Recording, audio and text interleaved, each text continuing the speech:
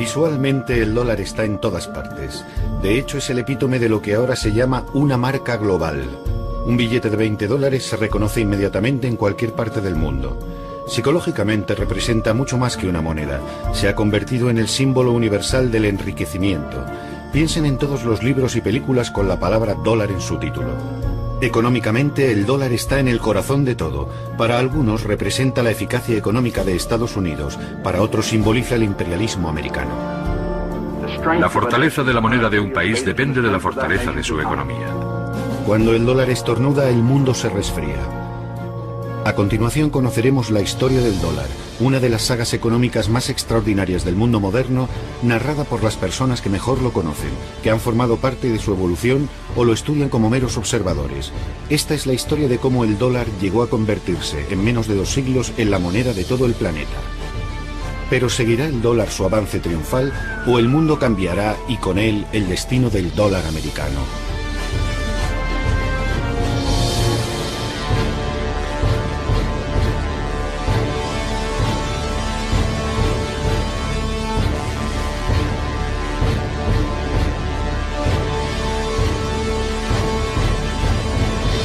Los grandes símbolos del poder económico de Estados Unidos son Microsoft, General Electric, la Universidad de Harvard y el dólar.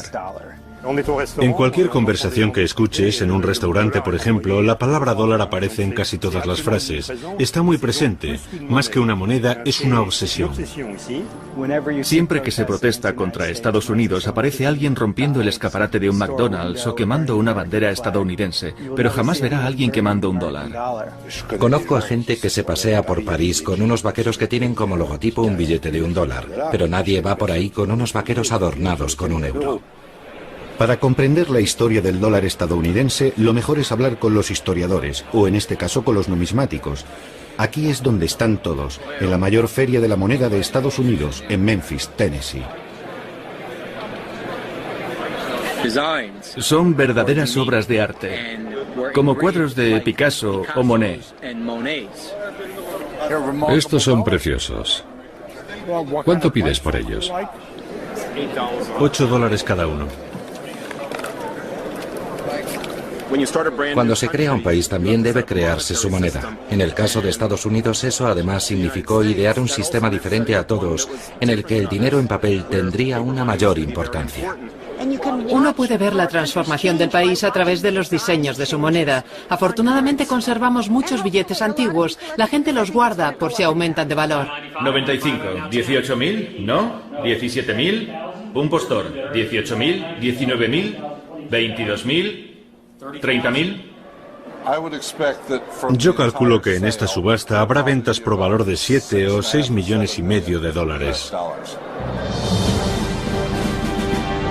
Tras la firma de la Declaración de Independencia del 4 de julio de 1776, la recién nacida República estadounidense necesitaba dinero. Puesto que Gran Bretaña se negaba a renunciar a sus colonias, el país tuvo que declararle la guerra. Una empresa que requería mucho dinero, a pesar de que contara con la ayuda de franceses como el Marqués de Lafayette. Así que para financiar la contienda, a los líderes de la nación se les ocurrió una idea brillante: producir dinero de papel. Cuando declaramos la guerra a Gran Bretaña, emitimos esto que se llamó moneda continental. Las colonias, o mejor dicho, el Congreso Continental que las representaba, comenzaron a emitir este papel moneda. Por primera vez vemos escrita la palabra dólar sobre estos billetes, pero ¿de dónde viene? Su origen no es americano. De hecho, procede de Centro Europa, donde en el siglo XV había importantes minas de plata en el Valle de San Joaquín, ahora en la República Checa. Las monedas que circulaban por la zona recibieron el nombre de Joachimsthalers, que quiere decir procedente del Valle de San Joaquín. Con el tiempo, dichas monedas pasaron a llamarse simplemente thalers o taleros, denominación que quedó como nombre genérico para cualquier moneda de plata de cierto valor, y de ahí procede por deformación la palabra dólar. Y en cuanto al símbolo del dólar, parece que también viene de un lugar lejano. Le voy a mostrar una moneda hispanoamericana. Como puede ver, aquí aparecen 2 esferas y 2 columnas que simbolizan la unión del viejo y el nuevo mundo. Creemos que fue esta imagen la que inspiró la creación del símbolo del dólar. Sobre todo estos dos pilares que representan las columnas de Hércules y la curva que serpentea alrededor de las dos líneas verticales. Tras ganar la guerra contra Gran Bretaña, los americanos se concentraron en organizar las instituciones administrativas y políticas del país. Redactaron la famosa Constitución de Estados Unidos y George Washington fue nombrado presidente. Desde entonces su rostro aparece en todos los billetes de $1. George Washington eligió a un antiguo banquero, Alexander Hamilton, como su primer secretario del Tesoro. Su rostro también aparece ahora en el billete de $10. Hamilton quería crear un banco central, federal y nacional que fuera la única institución competente para emitir moneda. Creía que un banco así era necesario para el desarrollo del comercio y la industria. Sin embargo, Thomas Jefferson estaba en contra, y su retrato aparece hoy en el billete de $2.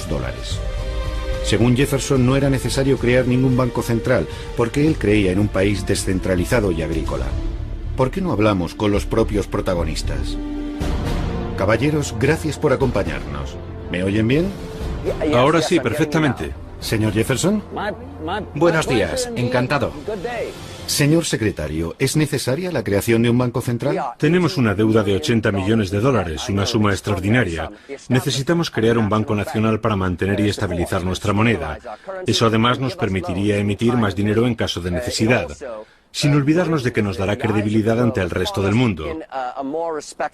Hay que ser muy retorcido para pensar que todos aquellos que quieren para este país una industria y una economía prósperas y bien organizadas son meros sinvergüenzas sin escrúpulos. Yo no predico la pobreza, solo digo que debemos procurar que el dinero se distribuya de forma equitativa. Habría que vigilar de cerca a esa institución para que trabaje por el bien de todos, y no de una minoría de privilegiados. La controversia acabó en un compromiso. En 1791 nace en este edificio de Filadelfia el primer Banco Central Federal del país. Como Banco Central, sin embargo, deja mucho que desear. Para empezar, no tiene potestad de emitir moneda, y sus opositores, que estaban en contra de la idea de una banca centralizada, consiguen cerrarlo 20 años más tarde. En resumen, cuando comienza la conquista del oeste americano, el país no tiene banco central, y lo único que hace el gobierno federal es autorizar a bancos privados la emisión de sus propios dólares. Entonces, ¿qué dinero usaban los vaqueros para pagar el whisky en la cantina? Y cuando los forajidos atracaban los trenes, ¿qué dinero encontraban en su interior? Respuesta: en lo que a monedas se refiere había de todo un poco. Estaban las monedas de oro y plata de México, por ejemplo. En cuanto a billetes, el asunto era más complicado. Durante la primera mitad del siglo XIX, Estados Unidos no tenía una única moneda para todo el país. Había cientos de bancos privados que podían emitir miles de billetes diferentes. El panorama era el siguiente. Había 8.000 bancos que emitían cada uno 8 billetes diferentes. Así que teníamos cientos de miles de billetes distintos. Si a eso le añadimos una población que jamás veía un documento impreso, aparte de la Biblia, ¿cómo podían saber qué dinero era bueno? En 1860 había unos 10.000 tipos de dólares distintos en circulación. Fueron buenos tiempos para los falsificadores, sobre todo para los malos. En la actualidad, cuando falsificas algo, haces una imitación, una copia de algo existente. Pero como había miles de bancos distintos, los falsificadores listos se dieron cuenta enseguida de que no valía la pena molestarse en hacer copias. Podían crear sus propios bancos, completamente ficticios. Y eso es lo que hicieron muchos. Y para complicarlo todo aún más, los bancos y los falsificadores no eran los únicos metidos en el ajo. Las compañías ferroviarias, los hoteles e incluso algunas tiendas imprimían sus propios dólares. Pongámonos en situación. Imaginemos que va a una tienda, digamos en Filadelfia, y que se dispone a pagar con un billete de $1 emitido por un banco de Tennessee, por ejemplo. En ese momento comienza el regateo con el tendero para establecer cuánto vale ese billete. Usted diría, por supuesto, que su valor es de $1, pero él argumentaría que no, que ese banco tiene muy mala reputación y que como mucho ese dólar solo vale 50 centavos. ¿Se imagina cómo sería hoy si cada vez que vamos a una tienda tuviéramos que llegar a un acuerdo en la caja acerca de lo que vale la moneda que queremos usar? Sería ridículo. La situación estaba totalmente fuera de control cuando estalló la Guerra Civil, en la que los unionistas del norte se enfrentaron a los confederados del sur. La Unión no tenía dinero, pero debía pagar a sus soldados, así que tuvo que recurrir a otro tipo de financiación. La solución más sencilla cuando un país no tiene dinero es fabricarlo. Así que igual que George Washington un siglo antes, en 1863 Lincoln decide reorganizar todo el sistema. Le oigo, señor, y es un gran placer charlar con usted hoy. Los días en los que cualquiera podía emitir moneda han acabado. Bueno, es necesario estandarizar la moneda. Y se debe hacer de la mano de un gobierno central y un banco central. Y la única forma de conseguirlo es emitiendo una moneda creíble para el pueblo americano, donde figure el gran sello de Estados Unidos con su águila impresa, para que así todo el mundo sepa que tenemos una única moneda y que puede confiar en ella. A partir de aquel momento solo habrá una autoridad con capacidad para emitir moneda, el gobierno federal. Emitieron un billete que enseguida recibió el nombre de greenback o verde. El nombre greenback viene del hecho de que estos nuevos billetes estaban también impresos por detrás y en color verde. Y se hizo así porque era imposible reproducir el verde en el reverso con los métodos de falsificación de la época. La impresión en verde desalentará a los falsificadores. Así que, mientras que en 1849 había 10.000 tipos de billetes distintos, en 1866 solo había un puñado. Abraham Lincoln se convierte así en el padre del dólar tal y como lo conocemos hoy en día. Después de él, todos los dólares repetirán el mismo diseño. Son fascinantes, muy bonitos. Fíjese en la calidad del grabado. Este es mi favorito. No, este es el segundo. Este otro es mi favorito. Si se observa con detenimiento estos dólares del siglo XIX, vemos que en todos ellos siempre hay una referencia al oro. Es lo que se llamaba el patrón oro, y significa que el Banco Central cambiará cualquier billete de dólar por su valor en oro. En otras palabras, el valor total de todos los billetes en circulación jamás deberá exceder el valor de las reservas de oro del banco. Así, al menos en teoría, se evitaría que el gobierno sucumbiese a la tentación de no parar jamás la máquina de hacer dinero. A finales de siglo, Estados Unidos se había convertido en la mayor economía del mundo, superando a China y a todos los países europeos. Sin embargo, el dólar apenas se veía fuera de sus fronteras. La industria crece, la bolsa sube y la gente cada vez pide más dinero prestado para comprar más acciones. El gobierno sigue emitiendo dólares sin tener en cuenta si hay suficientes reservas de oro que respalden esas cantidades. Comienza a formarse lo que hoy en día se llama una burbuja especulativa. Los americanos no se preocupaban por lo que ocurría fuera de sus fronteras, y su política monetaria, que se centraba únicamente en la situación interna, alteraba cada vez más la circulación de capital, lo que a su vez afectaba negativamente a la libra esterlina, y al final todo esto desembocó en la Gran Depresión. La burbuja especulativa explota el miércoles 24 de octubre de 1929. La bolsa se desploma. La gente corre a los bancos para cambiar sus dólares por oro. Después de todo, están en su derecho, lo pone en los billetes. Naturalmente, los bancos no pueden pagar a todo el mundo y tienen que cerrar. En solo unas semanas el país se sume en el caos económico. Ha comenzado la Gran Depresión. Millones de ciudadanos perderán su trabajo. Si se deja a los inversores y financieros solos, si se deja que hagan lo que quieran, siempre se van a los extremos. Y en la década de 1930 el sistema financiero se viene abajo por completo. La gente ha sabido adaptarse a la actual situación de crisis con estos dólares de fabricación casera. Están diseñados para resistir la inflación, con la garantía de que durarán mucho tiempo. Por extraño que parezca, este dólar es aceptado en los comercios del barrio. En Nueva York, el sistema de trueque experimenta un nuevo auge. En 1933 la situación parece mejorar un poco cuando el demócrata Franklin Roosevelt resulta elegido presidente de Estados Unidos. La máquina económica comienza a funcionar de nuevo. Ese mismo año, sin embargo, otro líder también fue elegido por su pueblo, Adolf Hitler, en Alemania.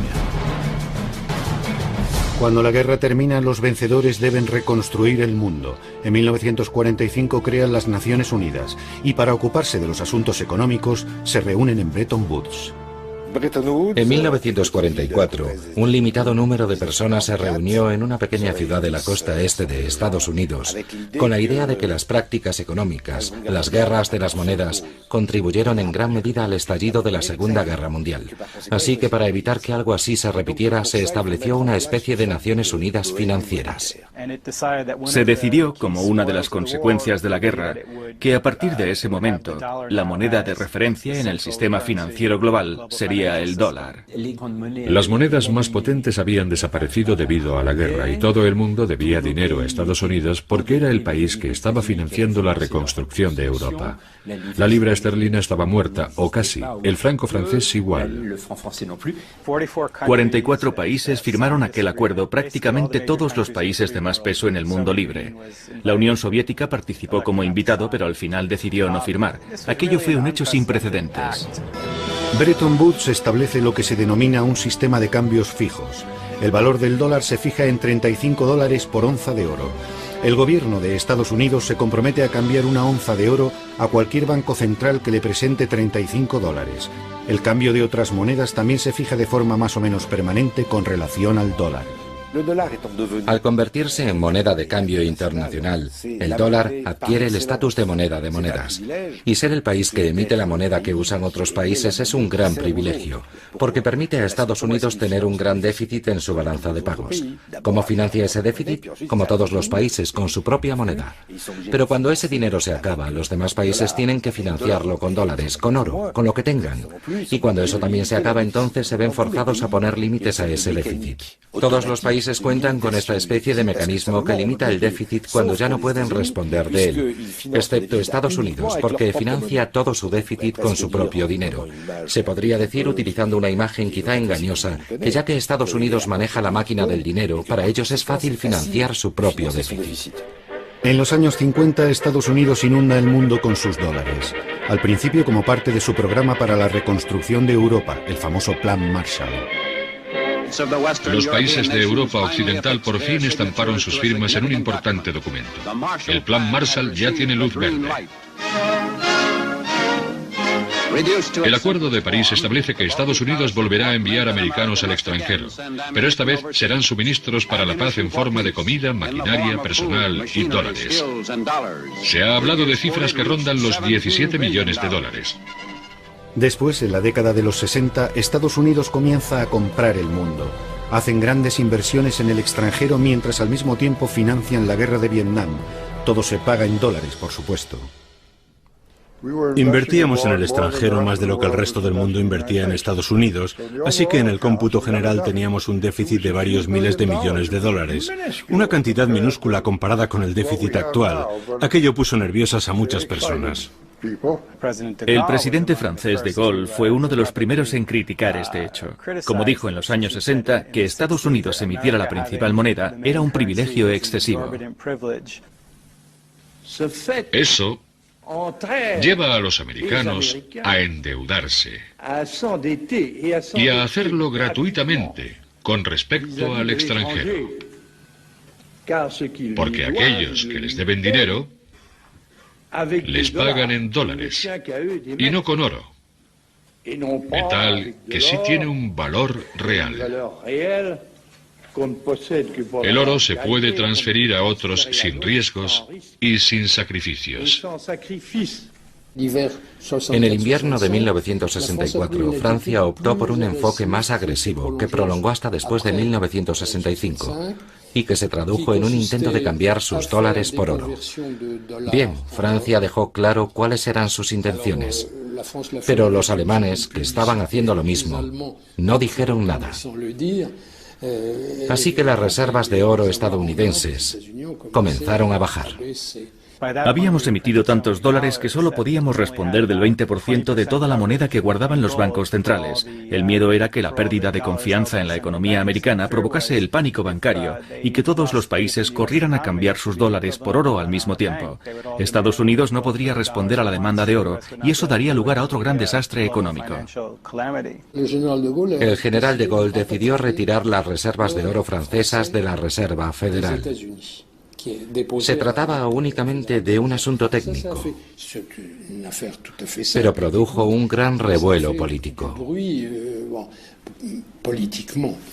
El general de Gaulle me preguntó, ¿está el oro ya de camino? Sí, señor, lo estamos trayendo. Luego añadió, tenemos que agilizar las cosas. Escucha, quiero que envíes el Colbert. El Colbert era nuestro único buque de guerra por aquel entonces. Enviamos el Colbert a Fornos, cargamos el oro y lo traemos de vuelta. Señor, dije, eso es imposible. Si manda un barco de guerra a Estados Unidos para traer el oro, provocará un terrible incidente diplomático. Así que al final se desechó esa idea. Los americanos no se lo habrían tomado muy bien porque pensaban que estaban proporcionando un servicio necesario al resto del mundo. Nosotros los americanos somos los que proporcionamos liquidez al sistema. Somos intermediarios financieros. Hacemos posible que el sistema financiero mundial funcione porque tenemos la competencia financiera de la que otros carecen. Es un servicio que le proporcionamos y si el dólar se convierte en un problema, será su problema, desde luego no el nuestro. Han escuchado una alusión al famoso comentario hecho por el secretario del Tesoro John Connally a una delegación de europeos que se quejaban de su política monetaria. El dólar es nuestra moneda, pero es vuestro problema. Las decisiones que toma el secretario del Tesoro y las políticas económicas de Estados Unidos están pensadas para beneficiar al país, pero también tienen un impacto en el resto del mundo. Y eso se refleja en lo que decía Connally. Es nuestro dinero, nosotros lo manejamos, y si las decisiones que tomamos no les gustan, es su problema. John Connally no era un experto en la materia. Era un político, un tejano. Como saben, estaba en el coche del presidente cuando Kennedy fue asesinado. Era un tipo muy alto, un gigante de 1,94 y bastante locuaz. Además pensaba que la economía mundial se podía dirigir con cierta improvisación. Y también era un tipo un poco bruto a la hora de negociar. Les dijo a los europeos, si queréis seguir disfrutando del apoyo militar americano, con la Unión Soviética respirando en vuestro cogote, tendréis que mantener vuestras monedas más débiles, y esa será la solución. De esa forma reduciremos el déficit de la balanza de pagos. El sistema de Bretton Woods se vino abajo gracias a la maniobra de Nixon del 15 de agosto de 1971, cuando decidió sacar el oro del sistema y convertir el dólar en una moneda fluctuante. Un sistema de cambios fluctuante es totalmente diferente. El valor de las monedas en el mercado internacional viene determinado por la oferta y la demanda. Estados Unidos tiene hoy la mejor oportunidad de este siglo para alcanzar dos grandes ideales: disfrutar de la paz y crear una nueva era de prosperidad sin guerras. He dado órdenes al secretario Connally para que suspenda temporalmente la convertibilidad del dólar al oro u otro activo que tengamos en la reserva. Como consecuencia de esta decisión, tendremos una moneda más estable. Es posible que con esta acción no ganemos muchos amigos en los mercados internacionales. Habíamos vivido con un sistema de monedas estables. Las monedas más importantes eran estables. Si había fluctuaciones serían contraproducentes y afectarían a monedas menos importantes. Pero la más potente, el dólar, era totalmente estable. Era a lo que estábamos acostumbrados.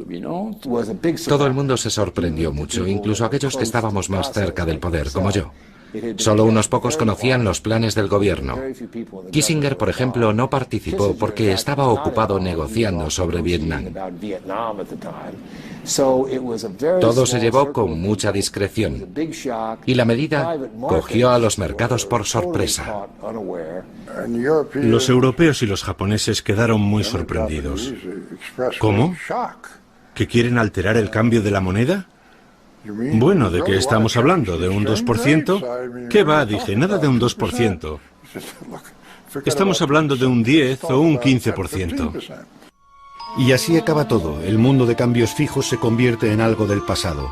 A partir de aquel momento, el valor del dólar cambiará cada mañana, y no poco. Imaginemos las fluctuaciones del dólar desde 1971 como un viaje en una montaña rusa. Las cimas y los valles de nuestra montaña rusa virtual reproducen las subidas y bajadas en la cotización del dólar. Abróchense los cinturones, agárrense fuerte porque va a ser un viaje movidito. Comienza bien, sin mucho desnivel. Es la época de los cambios fijos. El valor del dólar es estable. Llegamos a principios de los 70 y allá vamos. La primera devaluación del 12%. Una ligera subida, el final de su convertibilidad y cuidado, de repente cae un 25%. El presidente Carter nombra a Paul Volcker como presidente de la Reserva Federal. Sube el tipo de interés a más del 20%. El valor del dólar comienza a aumentar un 25, un 50, un 100, un 150, un 200%. Es demasiado caro para todos. Hay que devaluar la moneda. Ese es el objetivo del Acuerdo del Plaza de 1985. Durante 2 años el dólar sigue cayendo, pero está demasiado bajo. Hay que revertir esa tendencia. En 1987 las mayores potencias firman los acuerdos del Louvre en París con el objetivo de estabilizar de nuevo el dólar, y funciona bastante bien durante los siguientes 10 años. Después llega la administración Clinton, que vuelve a subir su cotización hasta el 11 de septiembre de 2001, cuando la guerra de Irak y los bajos tipos de interés hacen que disminuya su valor. Intentemos explicar cómo se produjo uno de estos picos, por ejemplo el más alto. Corre el año 1979. La economía estadounidense no está muy boyante. El dólar se encuentra en su cotización más baja y la inflación bate récords con un aumento de los precios del 15%. El presidente Carter llama a este hombre, Paul Volcker, para que se ocupe de la Reserva Federal. Su misión, frenar la inflación. Paul Volcker llegó en una época horrible, a principios de los años 80, un periodo en el que muchos bancos centrales no conseguían acabar con la inflación. Subían los tipos de interés hasta llegar a un punto determinado y conseguían que la inflación bajara algo, pero luego volvía a subir. Era como cuando un médico te receta antibióticos, bajara algo, pero luego volvía a subir. Era como cuando un médico te receta antibióticos, pero no te da los suficientes o te los tomas durante menos tiempo del indicado. Y justo cuando parece que todo está resuelto, la enfermedad resurge con más fuerza, y entonces necesitas una dosis mayor de medicinas. La Reserva Federal tuvo que subir los tipos de interés hasta lo que Helmut Schmidt llamó el nivel más alto desde Jesucristo. Los bancos centrales tienen una gran arma para acabar con la inflación, y es el tipo de interés, el interés al que se presta el dinero en un país determinado. Los bajos tipos de interés estimulan la economía, pero también producen inflación. Por otro lado, cuando los tipos de interés son muy altos, la economía se lentifica y la inflación disminuye. El truco está en encontrar la medida justa. Por aquella época había una inflación bastante alta. Así que mi prioridad era frenar la inflación.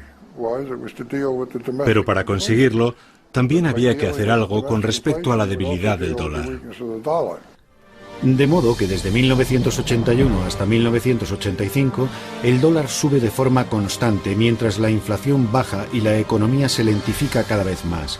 Mientras tanto, la población sufre. Nadie puede hacer frente a unos tipos de interés del 20%. Los constructores estaban particularmente molestos, sobre todo porque el periodo anterior había sido bastante bueno para ellos. Así que, medio en broma, medio en serio, comenzaron a mandarme ladrillos a mi oficina. La gente le culpaba de sus problemas. Le paraban por la calle, le ponían un dedo en el pecho y le decían: usted es el culpable de que mi padre haya perdido su trabajo. O por su culpa no podemos vender nuestra casa. En 1984 el dólar está tan alto que los gobiernos deciden que ha llegado el momento de intervenir. Se organiza una cumbre internacional en el Hotel Plaza en Nueva York. Para los europeos la moneda estadounidense resultaba demasiado cara. No podían pagar en dólares las zapatillas Nike, los tractores Caterpillar o simplemente los barriles de petróleo. Todos esos productos eran demasiado caros. La única solución al problema era llegar a un acuerdo monetario o recurrir a medidas proteccionistas. Y ante la amenaza de un resurgimiento del proteccionismo, los estadounidenses se dieron cuenta de que tenían que llegar a un acuerdo con los demás países. Entonces la comunidad internacional decidió debilitar el dólar. Habría otros picos en los años siguientes, pero la montaña rusa jamás alcanzaría aquellas cotas. Casi todos los picos coinciden con grandes crisis internacionales: la crisis de la deuda mexicana, la crisis financiera asiática, el colapso económico de Argentina, la burbuja de las .com. Teniendo en cuenta todas estas turbulencias y los altibajos a los que se enfrentaron los pasajeros, cabe preguntarse: ¿hay alguien al volante? Es decir, ¿quién controla el dólar en Estados Unidos? La Reserva Federal es el Banco Central de Estados Unidos. Y nuestro objetivo es comparable al del Banco Central Europeo o el Banco de Francia antes del euro, por ejemplo. Nuestro trabajo es favorecer la estabilidad de los precios y un crecimiento sostenible de la economía, además de mantener el sistema financiero lo más estable posible. El sistema de reserva federal está compuesto por 12 bancos, cuyos accionistas son los sucesores de aquellos grandes bancos locales del siglo XIX que recibieron permiso para emitir sus propios dólares. Esto convierte al Fed en algo singular, porque es prácticamente el único banco central del mundo que no es público, sino privado. Los bancos del sistema de la Reserva Federal, como este de Nueva York, están en manos de los bancos comerciales. Son propiedad de los miembros del sistema de la Reserva Federal. Pero debido a su organización, el gobierno es muy estricto y vigila su funcionamiento muy de cerca. El término que se utiliza es algo técnico, pero se podría decir que somos instrumentos del gobierno federal. Aunque seamos empresas privadas, el gobierno supervisa nuestro funcionamiento. Para producir billetes, el Fed tiene su propia impresora, la Oficina de Grabado e Impresión en Washington, que es una agencia gubernamental. Emitimos unos 8.000 millones de billetes al año, lo que supone unos 750 millones al día. Este lugar es tan importante para los estadounidenses que hay una pasarela desde donde los visitantes pueden ver toda la zona de impresión. En cuanto a las máquinas, no parecen muy nuevas. Algo que no nos sorprende dado que el dólar no ha cambiado de tamaño ni color desde 1929.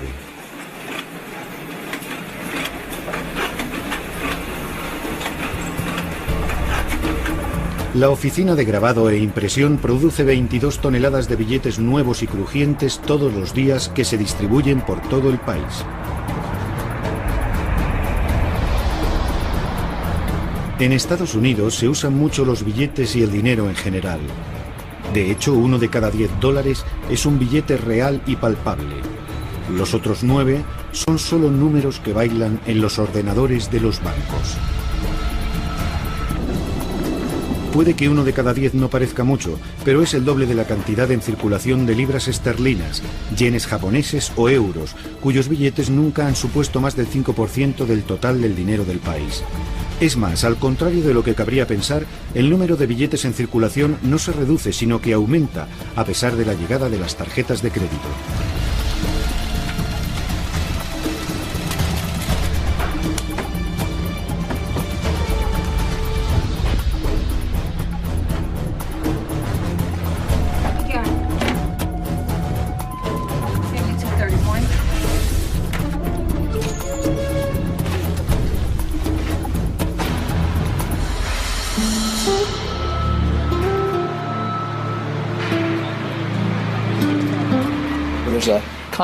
El ciclo de transporte y procesamiento es constante. En un mes, decenas de miles de millones de dólares fluyen por el sistema.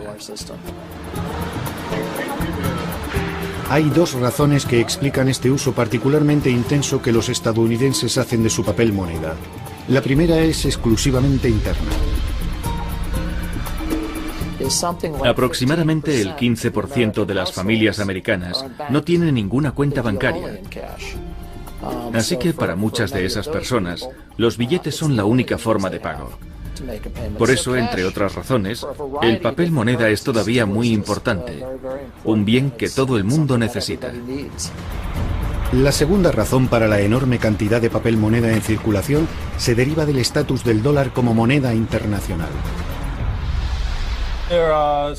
Hay más de 777.000 millones de billetes en circulación, de los que más de 512.000 millones se mueven fuera de nuestras fronteras. La gran mayoría de los billetes que circula fuera del país se suele utilizar principalmente como moneda de ahorro por aquellas personas que quieren tener un fondo en caso de emergencia. Razón por la cual hay que ser muy precavido y no hacer ninguna alteración de forma precipitada. El diseño de un billete es un proceso muy complicado. Nuestra primera preocupación es la seguridad. Queremos dificultar su falsificación y para ello superponemos el mayor número posible de parámetros de seguridad. Luego pedimos a los grafistas que creen dibujos o motivos que integren todos los elementos de seguridad. Suele ser un proceso muy largo. Acabamos de rediseñar un nuevo billete de $5 y todo el proceso nos ha llevado más de un año, lo que en realidad es poco tiempo. Atención, agárrense porque ahora el greenback, el billete verde, ya no es totalmente verde. Se ha añadido un poco de color. Estamos en la ceremonia de presentación del nuevo billete de $5. La casa del fondo perteneció a Abraham Lincoln, el padre del billete de dólar. Introdujimos la nueva serie de billetes de color en el año 2003.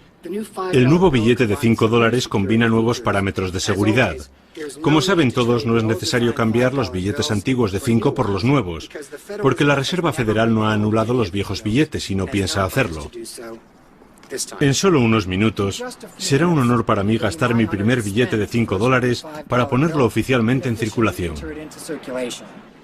Veamos, ¿qué puedo comprar aquí? Bueno, aquí tenemos un libro sobre grandes discursos. Estupendo. Creo que tengo un billete de 5 nuevecito por aquí. ¿Ah, sí? Sí, aquí está. Con nuevos parámetros de seguridad.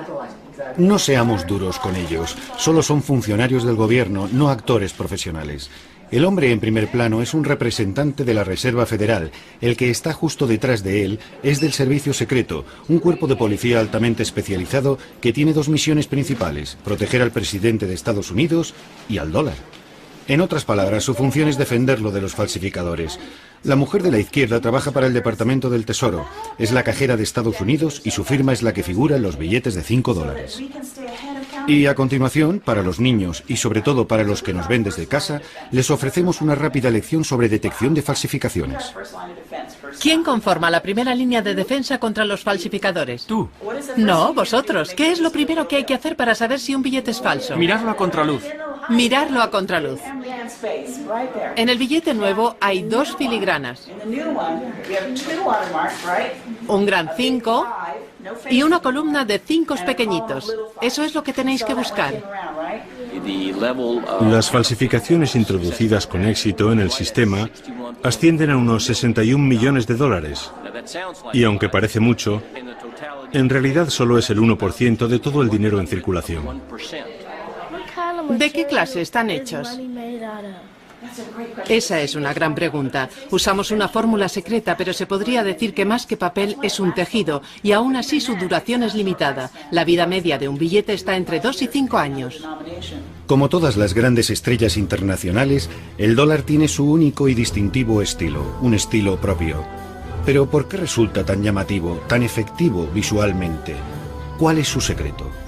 En primer lugar, el color es muy importante. Y luego están todos los demás símbolos. Es como si cada billete contuviera un pedazo de historia viva de Estados Unidos y de filosofía americana.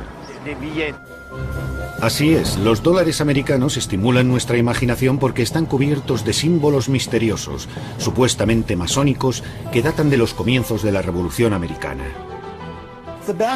El revés del billete es lo que más llama la atención de la gente en lo que se refiere a los símbolos. En la cara del billete tenemos a George Washington, el primer líder de la nación, que además era masón. Así que se podría decir que hay una referencia masónica en esa parte del billete. Pero el envés resulta mucho más misterioso hasta para los americanos. En el envés aparecen las dos caras del gran sello de Estados Unidos. El diseño del sello del siglo XVIII corrió a cargo de un comité en el que se encontraban Thomas Jefferson, John Adams y Benjamin Franklin. Son muchas las personas que creen que el sello y los símbolos tienen significados ocultos. Muchos cuentan las plumas del águila. Son 33. Según los partidarios de las teorías conspirativas, 33 es el número exacto de grados presentes en el rito masónico escocés. El rito antiguo y aceptado, bastante conocido en Estados Unidos. También hay personas de ideología de extrema derecha que ven en esta coincidencia implicaciones siniestras, incluso pruebas de una gran conspiración de la élite para hacerse con el dominio del mundo. Sin embargo, entre los 56 hombres que firmaron la Declaración de Independencia, solo 9 eran francmasones. George Washington y Benjamin Franklin, por ejemplo, pero no así Thomas Jefferson o John Adams. No creo que existiera ninguna conspiración de los masones para manipular la Revolución Americana, sino simplemente que los ideales de la Revolución, como los de la francmasonería, se inspiran en la misma fuente filosófica, el siglo de las luces. La inspiración estética para el diseño del billete verde deberíamos buscarla más bien en algo que muchos de estos hombres del siglo XIX compartían: un aparente interés por el esoterismo, la simbología cristiana e incluso la egiptología, como parece corroborar la cara frontal del Gran Sello. La Gran Pirámide es un símbolo de longevidad, de permanencia. Las pirámides siguen en pie después de muchos siglos, y los padres de la patria querían eso mismo para Estados Unidos. Por lo que respecta al ojo que hay en su vértice, es un símbolo muy antiguo que nace cientos de años antes y representa a Dios, que protege a la nueva nación americana. De hecho, el dólar está tan ligado a Dios que es la única moneda del mundo occidental que pide explícitamente su protección. En ella aparece el famoso lema "In God we trust", en Dios confiamos, que tanto intriga a los extranjeros. El pueblo americano siempre ha sido muy religioso. Es una realidad que todos los gobiernos han tenido siempre en cuenta. En 1861, cuando estalló la Guerra Civil, un pastor de Pensilvania escribió una carta que luego se hizo muy famosa al secretario del Tesoro, un hombre llamado Simon Chase. En ella decía más o menos: oiga, el país está enzarzado en una terrible guerra fratricida. Es evidente que necesitamos ayuda de la divina providencia. Necesitamos la ayuda de Dios, de modo que le pidió que apareciera el nombre de Dios en alguna parte. El secretario del Tesoro encargó a un funcionario que escribiera varios lemas, aunque ninguno de ellos era el actual. Se los mandó a Chase y este, después de estudiarlos, propuso el que acabaría inscribiéndose en los billetes: En Dios confiamos. A finales de la década de 1930 comenzó a aparecer en todas las monedas estadounidenses, y en 1957 también estaba en el papel moneda. Primero en el billete de $5 y más tarde en todos. Así que ahora, algo más de 50 años desde que apareciera por primera vez en los billetes, no solo está en todas las monedas y en todo el papel moneda, sino que además es el lema de la nación. Como nosotros solemos decir, solo nos fiamos de Dios. Los demás deben pagar en efectivo. El verdadero dólar, sin embargo, el que tiene mayor influencia, no es el billete verde. El verdadero dólar es el electrónico, el que solo existe virtualmente en los ordenadores de los bancos y se puede transferir de forma instantánea a cualquier lugar del planeta desde salas como esta. Estos ordenadores se usan solo para comprar y vender dólares las 24 horas del día, los 7 días de la semana, en nombre de grandes empresas, instituciones financieras, inversores o meros especuladores. Ahora están a 45. Entonces, ¿doy la orden? Tengo 2 peticiones de venta a 50. Sí, el petróleo ha alcanzado su límite. Es increíble cómo la gente está a la caza del euro. ¿Quiere recoger beneficios? Está bien, entonces intervendré si la cotización llega a 75. Lo retendré hasta las 3. Adiós. Esos botones con comprar y vender escritos encima son los que determinan el precio del dólar. El trabajo de un agente de bolsa es apretar o no uno de estos botones. Pero ¿cómo se toma esta decisión? Lo importante aquí son las diferencias de tipos de interés entre los países. Eso es lo que atrae al capital. Por eso el dinero sale o entra de los países. Así que lo que buscamos son indicaciones de que el tipo de interés va a cambiar. ¿Y cuál será la diferencia entre los tipos europeos y los americanos, por ejemplo? Ese es el principio básico. Hoy, sin embargo, el mercado de divisas ha crecido hasta alcanzar tales proporciones que todos los días se compran y se venden entre 2 y 3 billones de dólares en todo el planeta. Y para mantener el mercado ahí arriba, los agentes de bolsa hace tiempo que se pasaron al piloto automático. Se trata de un sistema automático que te permite hacer transacciones sin que nadie intervenga. Se llama sistema automático integral. Los ordenadores hablan entre ellos y compran y venden, y así se pueden transferir miles de millones de dólares. Es asombroso. Ahora ya sabe lo que hacemos todo el día, mirar estas pantallas. Y el hecho de que todo el mundo esté mirando las mismas pantallas al mismo tiempo resulta determinante para explicar el comportamiento del mercado. Antes ocurría que no todo el mundo tenía acceso a la misma información al mismo tiempo. Ahora con Internet y con la rapidez del sistema, todo el mundo observa los mismos gráficos, todo el mundo conoce las últimas noticias, las declaraciones de los políticos y por eso, debido a que todos manejamos la misma información, reaccionamos de forma semejante y al mismo tiempo. Hay otro factor que quizá explique también la gran volatilidad del dólar en el mercado de divisas. La fluctuación de una moneda, al menos a corto plazo, viene casi enteramente dada por las sensaciones del mercado, si es expansivo o si tiene miedo. Es un reflejo de cómo se siente el mundo cuando se levanta por la mañana. Si está feliz, suele vender dólares. Si siente temor, suele comprarlos. Es algo totalmente irracional a corto plazo. Esa es una de las razones por las que resulta completamente incontrolable. Antes, el Fondo Monetario Internacional, el Banco Mundial y los bancos centrales eran los grandes protagonistas del mercado.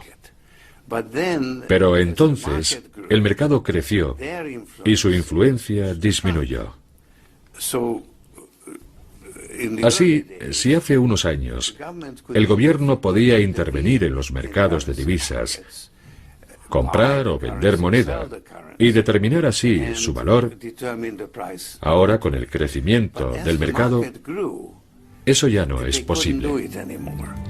Y en la actualidad, el gobierno de Estados Unidos tiene todavía menos control sobre el valor de su moneda, puesto que solo 30 de cada 100 dólares están en manos de sus ciudadanos. Los otros 70 pertenecen a extranjeros, sobre todo a bancos centrales y a fondos de inversión. Los países con las mayores reservas de dólares son China, en primer lugar, seguida de las monarquías del Golfo Pérsico y de Japón.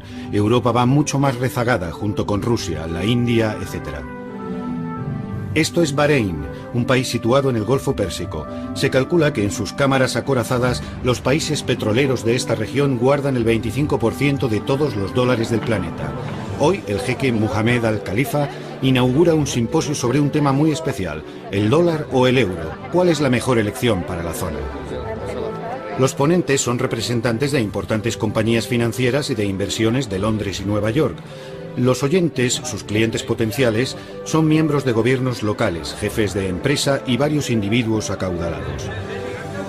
El dólar tiene mucha más presencia en esta parte del mundo que en ninguna otra, y es el resultado directo de la famosa reunión que tuvo lugar entre el rey Ibn Saud de Arabia Saudí y el presidente Franklin Roosevelt a bordo de un acorazado americano cerca del Canal de Suez en 1945.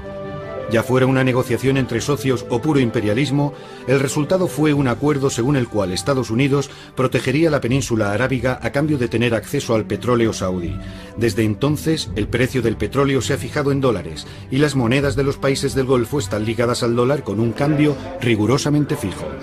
Así que no es de extrañar que, además de las ponencias, se vaya a celebrar una mesa redonda con economistas estadounidenses que han sido invitados a hablar sobre las fluctuaciones del dólar.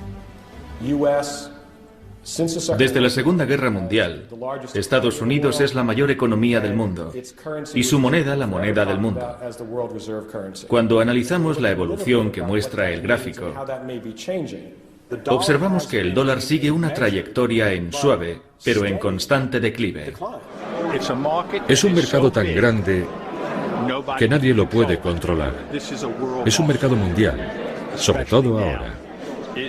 No sabemos si Qatar, Bahrein, los Emiratos Árabes Unidos mantendrán sus monedas vinculadas al dólar o si buscarán otras divisas. Esa es la gran cuestión. Es muy difícil. Hemos perdido casi el 40% del valor de nuestra moneda. Muchas gracias. Gracias a usted. Son muchos los que ya se preocupan. ¿Qué le pasa al dólar? Los gobiernos de la región del Golfo van a tener que tomar muchas decisiones importantes en los meses que se avecinan. Kuwait, como ya hemos visto, ha desvinculado su moneda del dólar. Y es posible que los demás países sigan su ejemplo.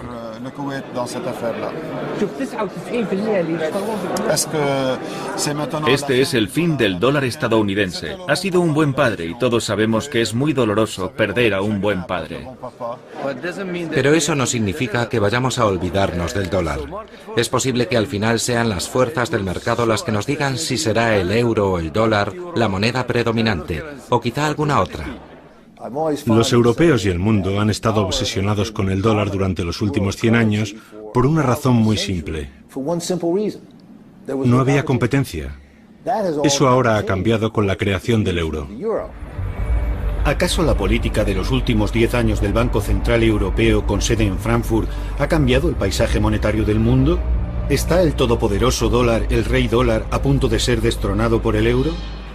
Creo que el euro tiene potencial para convertirse en el equivalente al dólar como moneda de reserva mundial o incluso para sobrepasarlo.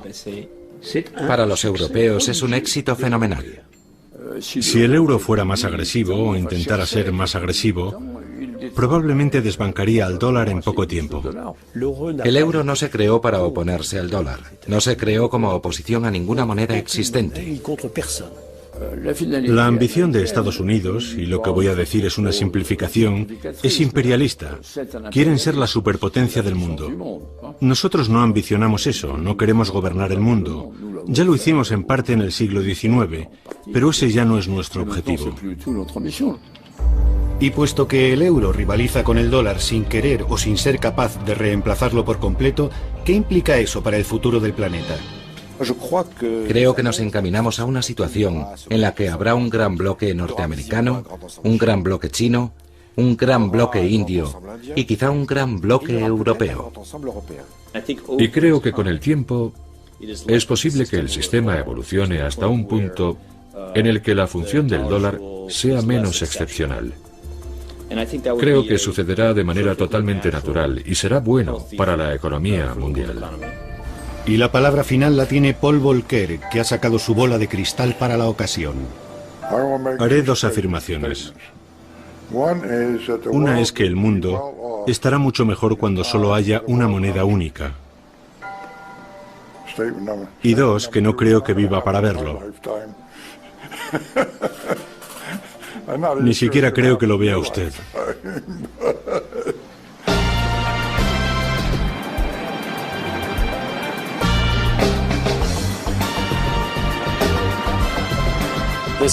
Este año tenemos una gorra con el símbolo del dólar, un clip con el símbolo del dólar, este pañuelo con estampado de dólares.